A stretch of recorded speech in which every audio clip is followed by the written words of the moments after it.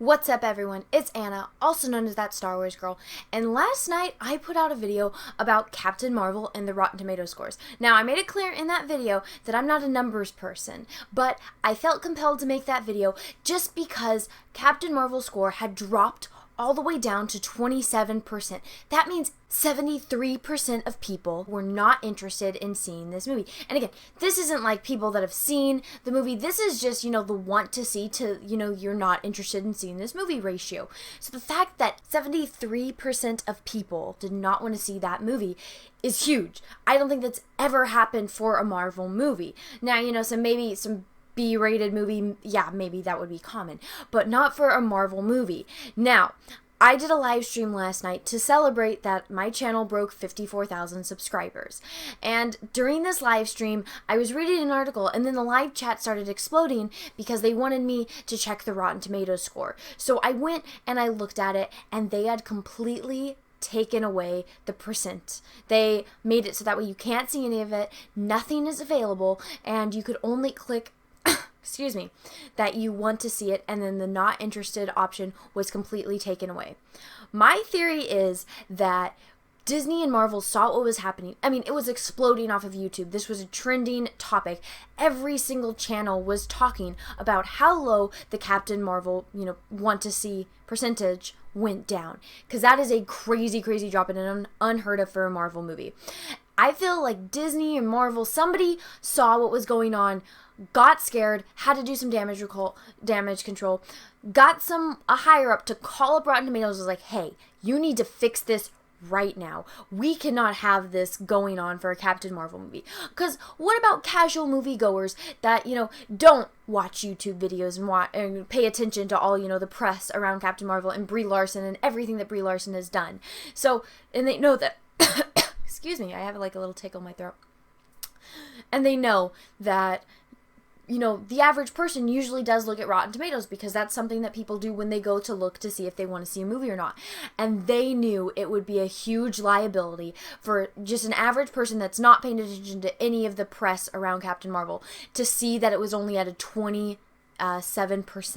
want to see. That's a huge thing for people that are just going to go see, oh, is this movie going to be good? When people see that, 96% people want to see this. It's probably going to be a good movie. That's probably hyped up. You see something that sees 27%, that is not a good thing. So I think somebody called up, was like, hey, you need to fix this right now. And Rotten Tomatoes did. Rotten Tomatoes updated their entire website just so that way you cannot see the percentage on Captain Marvel. What a huge cover-up, and this just shows how scared they are. And then there's some critics articles about the movie, and it says, oh, the cat was great. The lead actor, whose name I cannot pronounce for the life of me, he's great as a villain. Like, oh my gosh, him and the cat were the best part of this. Maybe there'll be a spin-off show of the cat. When people are talking about the cat and not your main actress, that is a huge problem. Even when I've been watching interviews, they will tell people, if it's, a Q&A with the actors and, an audience, they will tell people, do not ask questions about the cat. Only ask questions that have to do with the actors that are on stage. That's a huge, huge problem.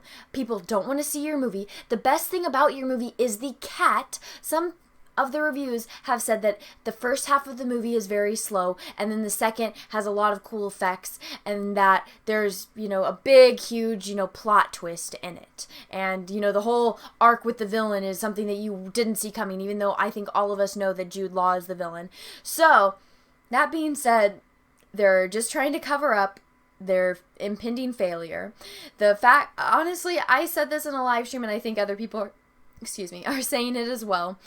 I think that this is kind of on the track that Solo went. So when Solo, a Star Wars story, came out, or as we all call it, Soilo, a Soy Wars story. So when that came out, everyone was just using the argument, well, it sold a lot of pre-sale tickets.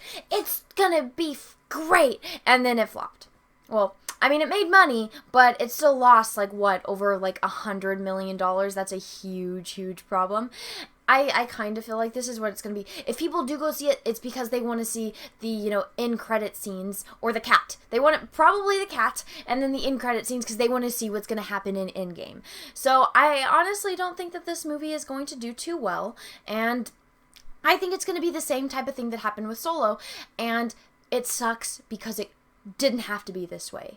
If they would have cast someone else, someone that didn't go around saying that she doesn't want white men to watch her movies and doesn't want white men interviewing her, and, you know, that she's, you know, the best, that she's going to be, you know, stronger, faster, smarter, that, you know, oh, but then she has to go and correct herself.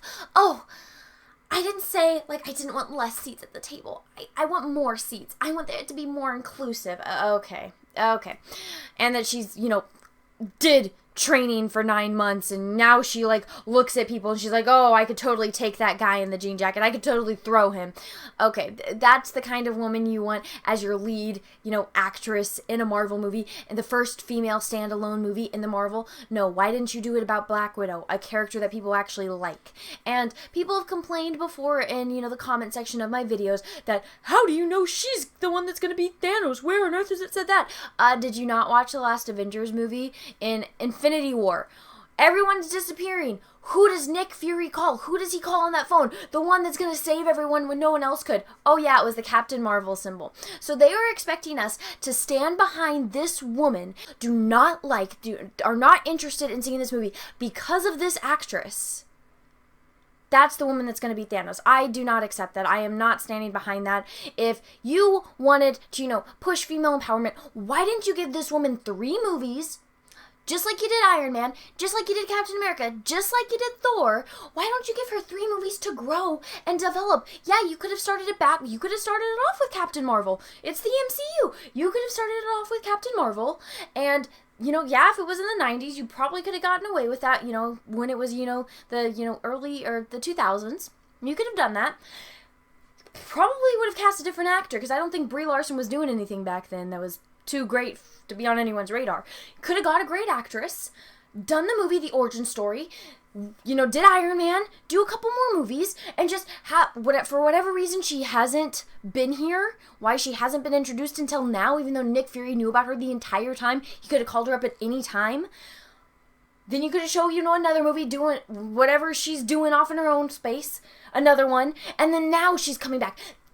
That's something that people would stand behind. Like Iron Man. People stand behind Iron Man because we have had 3 movies to watch him grow. We respect Thor because we have watched him in 3 movies growing, plus the Avengers movie. Same with Captain America. We know what great people all of them are, and we respect every single one of them because we have seen them grow. Even the characters that don't have their own movies that we have seen in other characters' movies or in the Avengers movies. We respect all of those characters because they have shown us who they are. This woman, she hasn't even debuted yet. And we can see the type of, you know, woman Brie Larson is. And how it doesn't even seem like she's playing a character, that she's just playing herself now with special effects. 83% of people do not care. They do not like her. They do not like what we are seeing. It's not the way that a superhero movie is supposed to be built on. It's not built on, you know, excluding people. It's not built on politics. It is built on a hero's journey and seeing the hero, you know, become the person that they are going to become, rise to the occasion, and save the world. That is a superhero movie. That is what we want to see in a superhero movie. You expect us to stand behind this woman that's going around parading all of these horrible negative things? You want us to stand behind her? No! I'm not going to. You want us to look up to this woman. You expect us women that she's going to be the first superhero that we have to look up to. Apparently, you know, she said, oh, when I watched Wonder Woman, I cried because it was the first time I saw that. Now I can be that. Now I can be that for girls. I'm going to be the one that they all look up to.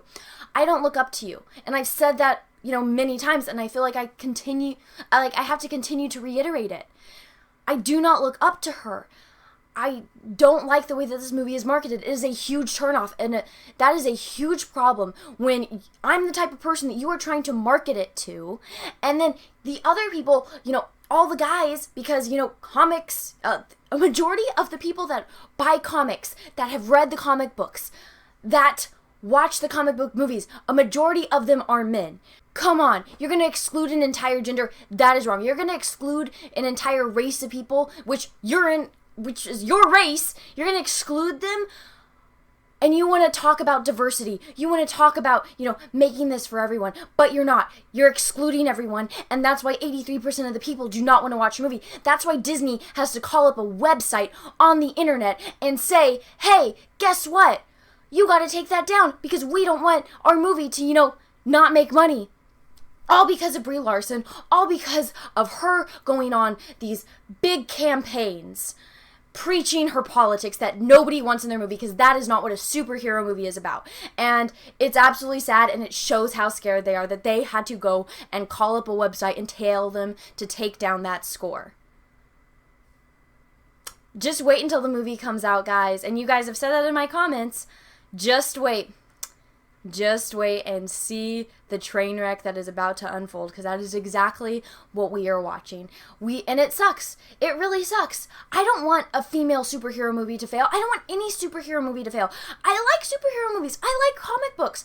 I like comic book movies.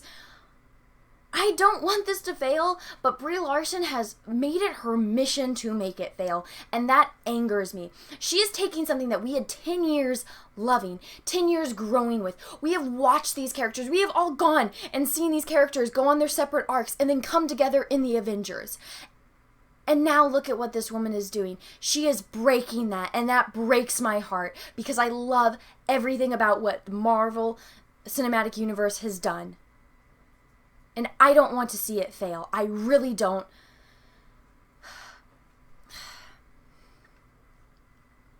People suck. And this is sad.